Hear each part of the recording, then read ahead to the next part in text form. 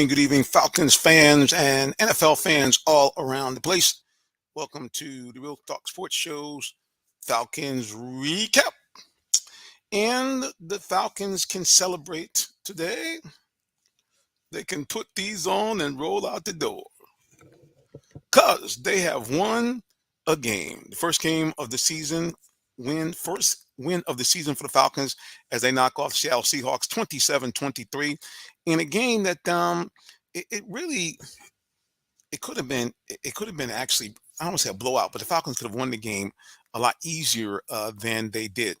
And so the question is going to come up, and I'm sure a lot of you guys are thinking what I'm thinking after watching the game. The big question is, should, in fact, Desmond Ritter play next week instead of Marcus Mariota? That's the big question. What do you guys think? Do you think Ritter should play instead of Marcus Mariota? And here's what I'm going to do. I'm going to give you guys a chance to pop in here on the screen with me, just like Zoom.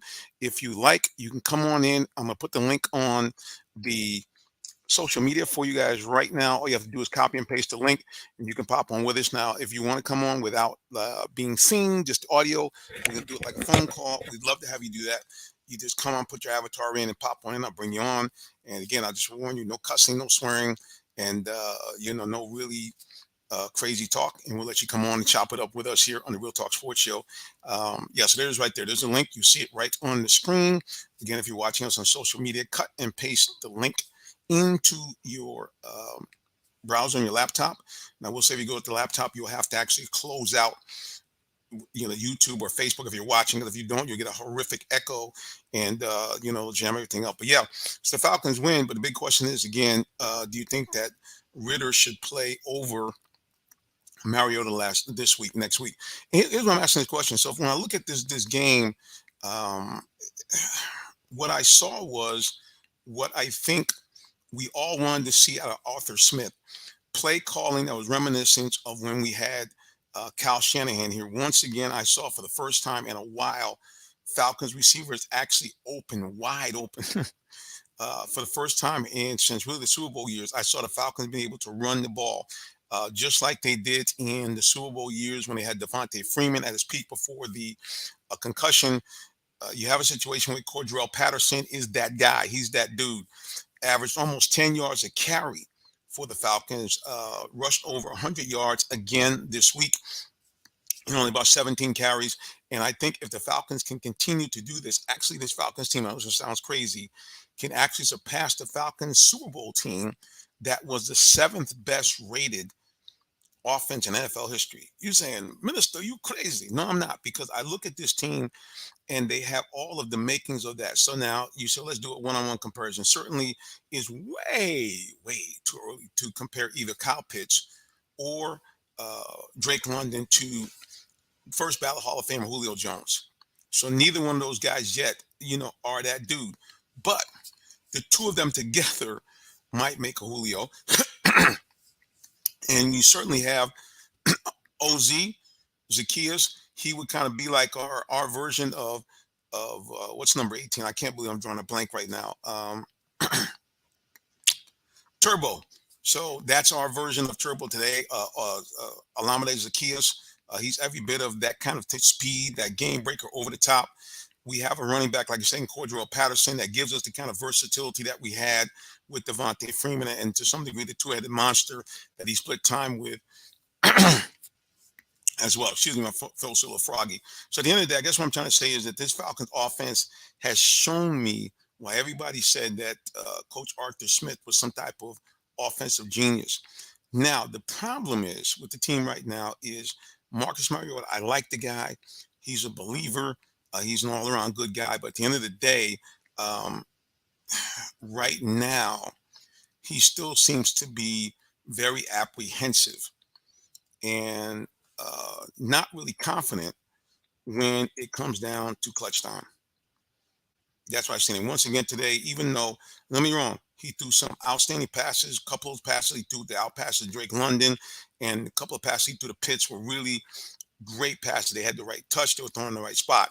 But if you remember, they opened up a game where Kyle Pitts was wide open, and Mario overthrew him, and he had no pressure, no nothing. So these types of plays make you wonder, is he really going to be the guy going forward that could be the real trigger man for this Falcons offense? And number two, late in the game, he once again showed his inability to understand the operative thing late in the game is ball security. A routine play. I don't care what you say about, you had a rookie out there. Marcus Mariota is a veteran. He's run the RPO since he was back in high school. This is a routine play. The quarterback puts the ball in the belly of the running back and pulls it out. He done it multiple times early in the game, very, very effectively. And then suddenly now, when the pressure's on, when the Falcons just need to get another couple of first downs and potentially maybe get a field goal or run some more first down to run off a bunch of clock, Mariota finds a way to let the other team back in the game, just like he's done the previous two games. Falcons offense clicking, Falcons defense. Hey, Dean Pease, the whole time, the first three quarters, I was like, this guy's killing me, because Seattle was moving the ball very well, especially in the first half. But what Dean Pease, I guess, is trying to show me and everybody else out there, the idea is to keep the other team from scoring. I don't care how much they move the ball up and down the field, but the idea is to stop them from scoring. And to the Falcons' credit, they pretty much kept the Seattle offense under wraps. And even when they did move the ball well, they made key stops to force field goals instead of touchdowns. So, Dean Pease and his defense holding up his end of the bargain. And once again, Falcons, I believe, got 2 sacks today. And once again, I was saying this in the beginning of the season. He has shown me he can do it. How about edge rusher Lorenzo Carter, the hometown guy coming back home, played at Georgia, and just balling out. Great energy on the sideline, but the biggest thing is bring it on the field, putting that pressure off the edge. And the veteran, Grady Jarrett, number 97, showing why a couple of years ago the Falcons signed him to a big contract and then recently extended him. A guy that now puts himself at this type of play back in the top 5. You remember a couple of years ago, we were saying when Grady was getting graded out as a lineman that basically he was Aaron Donald light. Well, he's playing like that again, being disruptive, moving around either from that nose tackle to that other defensive tackle position in this 3-4 Dean Pease. And to his credit, he has taken on this role of moving around and really is making things happen for the Falcons. So big shout out to Grady and big shout out to Arthur Smith's offense. Now I got a couple more questions. I'm going to pop up here on social media. Question that's been troubling me is, what's wrong with AJ Terrell? I mean, this was a guy, I was singing his praises. I'm going to type it in. Just give me a second, guys. And for those of you listening to this on the audio replay, you're saying, hey, man, I'm not seeing none of this. What's the guy talking about? But basically, I'm asking you the question. You guys can hear it. What is wrong with AJ Terrell? Now, I watched AJ Terrell during the preseason, and I was telling people that he looks like that dude. He looks like that Pro Bowler that you expect to see. A guy that on even during practice, it was like anything thrown his way, he was all in, like he was playing fourth quarter in the regular season, knocking balls down, stripping receivers of the ball, making plays. So my question is now, I'm not seeing that. As a matter of fact, now he's being targeted by teams. And so I'm wondering, what's going on? Is it a situation where there's been some changes in Dean Pease's scheme? Because right now he looks a little out of sorts to me. I mean, I'm watching AJ Terrell. He looks like he's a little discombobulated. You know what I mean? He doesn't seem like he's playing fast and loose anymore. So what do you guys think? I'm gonna put the question on social media. If I pop down on and put the answer, I'll put it up on the screen. There it is. What's wrong with AJ Terrell? I know I got bad spelling. I just put what's wrong, AJ Terrell. But that's my question. What is wrong with AJ Terrell? What is going on with him? Because again, here we go. Let's get here at my man Todd. We got some comments now popping up in YouTube. I just saw them, guys, so bear with me here. Let me go through the comments starting from the beginning. Let's go with my man Jaquan. What's he saying? I gotta put the glasses on, brother, so I can see you better. Here we go. Woo, now I can see what's going on. Quan says, I feel that they should play Ritter. So that was the answer to my question earlier. Should they play with Ritter next week? And then Todd jumped in and said, Preacher, you said Terrell was overrated to begin with. Well, I don't know about that, Todd, because Terrell was playing well enough to be considered to be a Pro Bowler, last year. So I don't want to, kind of take away from the play that we saw out of Terrell. But that's my question. What's happened? I mean, were we duped? Because he just doesn't look like the same guy. And he kind of reminds me of the guy I saw in the national championship game against LSU. As a matter of fact, there's a podcast that comes on with Ryan Clark, and I can't call the name of it right now, but they had AJ Terrell on the show. And, they were basically kind of talking to AJ about his play. And, they mentioned the championship game. And Ryan Clark said, hey, man, I was down on the field. And he saw, as Jefferson and the LSU receivers were killing him. And that's what he looks like now. Unfortunately, he really does look like that guy that I saw in the national championship game, which made me think, why are the Falcons drafting him? So what do you guys think? Is it what's happened in 1 year? I mean, it can't be a situation where this guy just can't play. Okay, hold on a second. He's saying here, Todd saying nobody threw his way like shit. No, they stopped throwing at him because he was making plays. I mean, outside of Grady Jarrett, AJ Terrell was really the best defensive players the Falcons had.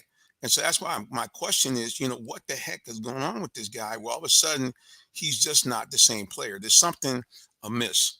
Something's going on here with Terrell. So, again, those are the questions the Falcons have to answer themselves. Number one, what is happening with AJ Terrell in the scheme?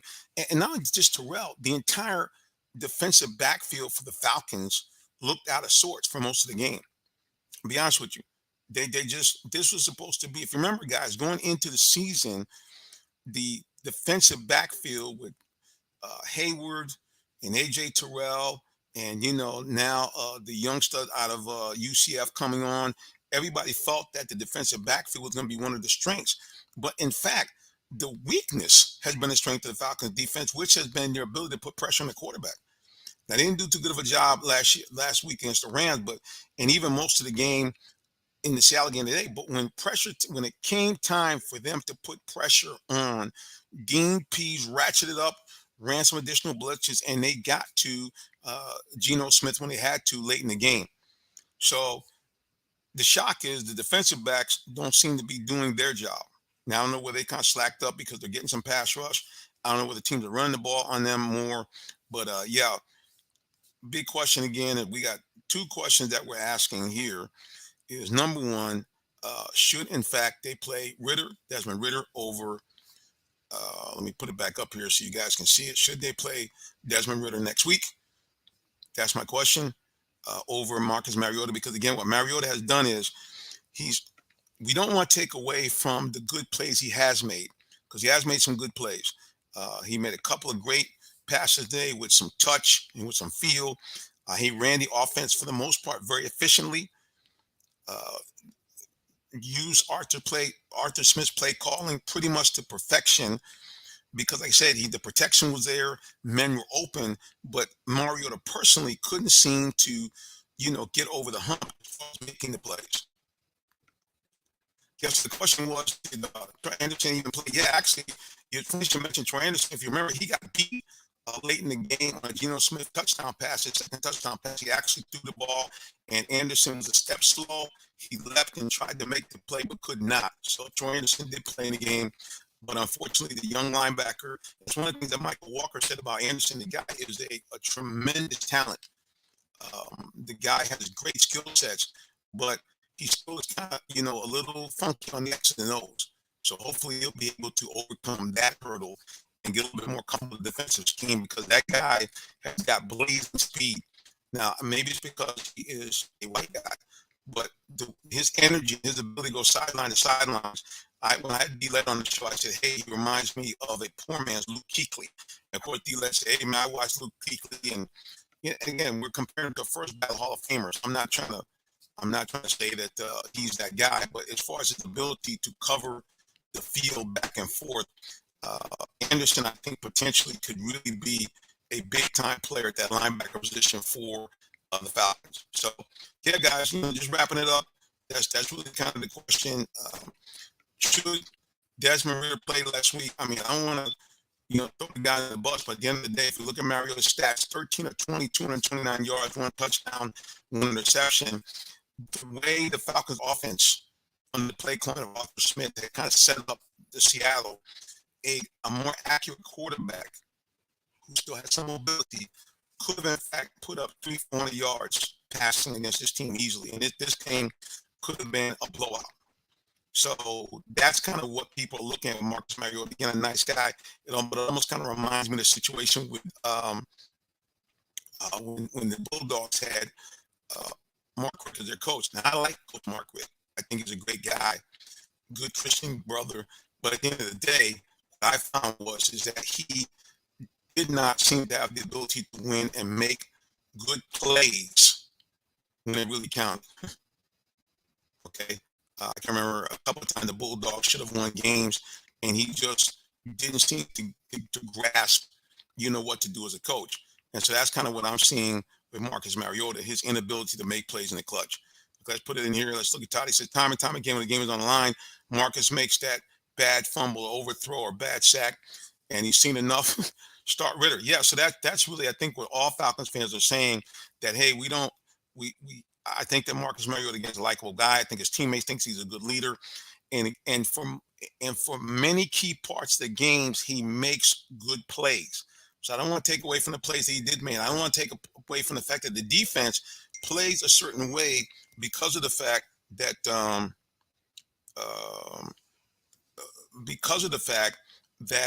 Mario is a mobile quarterback, and that RPO option when he's clicking, it makes defenses play the Falcons differently and allows Arthur Smith to call plays that cause you to see guys open and open receivers that he unfortunately has overthrown.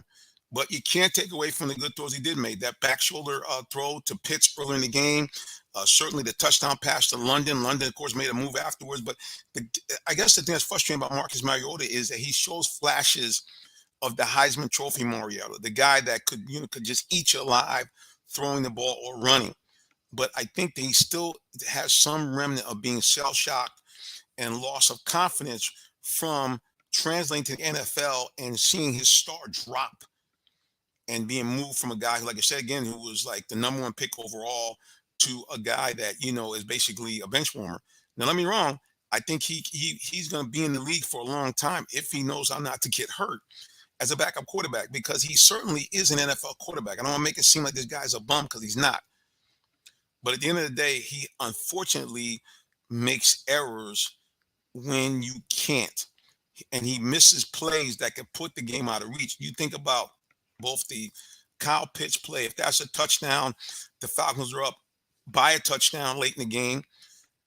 Basically you can do whatever to run the clock out. And then number two, you're up 27-23 with the ball in Seattle territory, deep in Seattle territory. And a routine play. This was a difficult play. Then I would say, hey, man, you actually got to make an out of the ordinary play. But the RPO option is something that Mariota has grown up with. This is what made him famous in college. So, and Coach Smith has geared this offense around his skill sets. And the guy is just, God, he just makes these bad plays. All right, let's go to social media again. Jason Stanley says, off of Facebook, I'm ready. I'm willing to see Ridder learn on the job and get better while we lose. We better find out if Ridder is the guy this year or draft a top QB next year. And Todd says to me, Preacher, Patterson was a beast today, running wild. Bo Jackson 2.0. I don't know if we can call him Bo Jackson 2.0 yet, but definitely put up some big numbers. I think the total stats were 17 for 141. Basically, the guy was a first down every time he touched the ball. Let's go to the stat line for the game. We'll take a look at it here so I can be accurate. I'm going to stat line. Cordell Patterson. Yep, I was spot on. 17 for 141, 8.3 yards a carry, plus a nifty dip, dive, and bowl him over touchdown. Yeah, this guy is right now, he's basically playing like an MVP. So that's why Falcons fans, I even know the coaching staff of the Falcons are feeling some kind of way about uh, Marcus Mariota's play, because this is a team. Look, this is a team that conceivably could be 3-0 right now. And then, as Coach Smith likes to say, the narrative will be completely changed. We be talking about the Falcons being a surprise team in the NFL. We be talking about the Falcons being a dark horse candidate to be a playoff contender. Because, like I said again, this team has played extremely well. But one thing we got to do, we got to give them some kudos, because I don't care how you do it. As anybody who's played in the NFL will tell you, any coach, it's hard to win in the NFL. You saw that movie line which says it's hard out here for a pimp, but it's hard out here to win in the NFL. And the fact that the Falcons did finally pull off a win on the road against a pretty good Seattle team. They're not the Seattle they were a few years ago, but still it's a nasty place to play out there in Seattle where they have the 12th man. And for the Falcons to pull that win off and to come back home with that victory, hopefully they can build on the momentum of this win and take it to the next level. So again, Falcons wins 27-23, but they have some questions to answer. Oh, here's the other thing that's kind of funny. Coaches always kind of look at us in the media or the fans when we kind of press them on certain play calling or what they do, and they they get kind of out of sorts. If you remember last week, okay, when Coach Smith, and again, I don't want to throw any shade on this win because it was a good win, and he called an outstanding game today. But it's kind of funny that he did it Kyle Shanahan. Remember when Shanahan was pressed about Roddy White not getting any touches, and I think Matt Ryan must have thrown 6 of the first 8 passes with Roddy. Well, unlike Roddy, who was fading at the end of his career, Kyle Pitts ate him up, baby. He ate it up. Let's go to his stats. Kyle Pitts got the ball thrown at him early and often. Stats for today for Mr. Kyle Pitts were as follows in the passing game. Just what you want of your all-pro tight end. 5 catches for 87 yards, 17.4 yards of reception. And also a big game from your number 1 pick in the NFL draft last year, Drake London, still balling out. 3 receptions, 54 yards, 18 yards of reception. More importantly, a second touchdown in the young season. He's on pace to be in double digits. So again, guys, get back to the original point. Coach Smith had some pushback when people asked him, hey, why ain't you throwing the ball to Kyle Pitts? And if you think about this game, like 4 of the first 8 plays were to Kyle Pitts. And what were the results? A wide open pitch that unfortunately Mariota overthrew. 2 or 3 catches for first downs and big plays all the way around, and opening up the field for Drake London to do what he did, and for OZ to do what he did. So, look, man, at the end of the day, I mean, some of us fans are fans who are fanatics. Some of us who are like me in the business have not played before, but the eye test don't fail you, bro. And the eye test was, if you got a stud tight end that basically plays, can you play from anywhere? You get him the ball. And kudos to Coach Smith to humbling himself and saying, you know what? Let me find more imaginative ways to get Pitts out on the field and get him the ball. And what did he do? If you remember, on one of the big catches, Pitts was lined up next to Mariota as a flanker or halfback. That's how you do it, baby. Just roll him out. All right, Todd says, preach up. The Falcons, they're getting 10 wins. I hope so, because that's what I pegged them for. 10-7 overall. All right, guys, we're going to wrap it up here. We want to give you just a quick little recap. Thanks so much for joining us here on the Real Talk Sports Show and on our Falcons recap. Remember, follow us anywhere on social media at Real Talk Sports, the number 7. You can follow me personally at Minister J. Sim, and that's on all social media. Excuse me, Minister J. Sim. That's Minister JSIMM. That's on all social media. And please, we are trying to get to that magical number of 1,000 followers on YouTube. Now, I will admit, we got ways to go. We have 561. But look, guys, y'all can blow us up real quick. Getting another 500 followers is really not a big deal. I tell you what, I know. I had a situation on TikTok where I posted and recapped a Deion Sanders 18-second videos, and I went from having 200 followers to having over 6,100. And that Deion clip was viewed 2 million times. I can't really repost that like that on YouTube because, all kind of copyright infringement. But y'all got to love the preacher a little bit, can't you? Get me up to 1,000 followers right here. Here you go, right here. There you go. Bang. Get on there and follow us on YouTube. Follow us anywhere on social media, Facebook, Instagram, Twitter. We're at Real Talk Sports, the number 7. On YouTube, we're actually just putting Real Talk Sports, because technically on YouTube, we're Real Talk Sports TV. And again, please, ma'am, please, come on and follow the Real Talk Sports Show. Now, here's the cool thing. We actually do a live broadcast every Tuesday, and I got 2 wonderful co-hosts. I have the lovely Queen, Miss Tree Dolman. You can see her right on my left or right-hand side, depending on how you're watching it. And not 1, but 2-time Super Bowl champion, Tyrone Poole, joins us, and we try to bring on people who know the ins and outs about particular teams. We bring on D. Orlando Ledbetter, usually every other week, to talk about the Falcons. For those of you who don't know him, he's the embedded beat writer for AJC Sports in Atlanta for the Falcons. He actually travels with the team, so we bring him on so he can give you the real insight on the Falcons. And we brought all kinds of people on. Before I go, let me give you a glimpse of some of the people that have just popped by just to say hi to the Real Talk Sports Show. We'll be right back.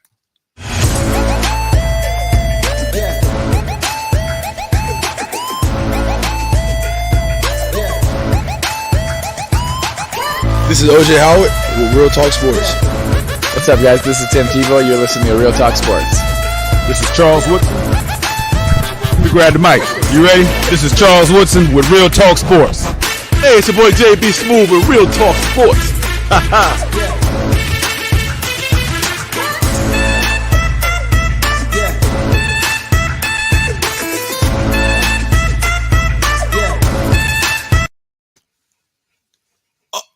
Getting into the groove. That's my boy JB Smooth. Appreciate him for dropping by. Tim Tebow. You can see we get a lot of people. Go to our YouTube page. I got some great interviews with a lot of famous legends. The late great Coach Bobby Bowden, had a chance to interview him. You'll see that on there. The guy that used to be the voice of the SEC and the master, Vern Lundquist. Got a couple interviews with him on there. Dick Vermeil. Those of you who are like old heads who love sports, I got interviews with all kinds of people. I even got interviews with some folks that you kind of see them before they got to the next level. Like, so Asia Wilson, MVP for the WNBA a couple of years ago. Her team just won the WNBA finals. We got an interview with her when she won National Basketball Player of the Year a couple of years ago, and she was just a young ingenue. So again, check us out on the Real Talk Sports TV on YouTube. Let's go to social media, and we're about to wrap it up. Let's go here, and we got my man here on Facebook, Jason Stanley says he's ready to see Ritter. We talked about that already. He said want them to be better. Todd closes up with our last one here. He says Deion is coming to play the coach at Georgia Tech. I don't know. And he says, hey, preacher, head to bed, early bird sells cars. Well, that be the truth. Like I said, guys, we do have to go. But we do thank each and every one of you who joined us on the broadcast this evening. Again, please, man, please share that I told you before. Follow us anywhere on social media and go to our YouTube page. Subscribe, and hit that bell so you get the notification when we're back on the air again. All right, everybody, until the next time when we see you again, God bless you and have a wonderful rest of your night or day, depending on when you listen to this. So long.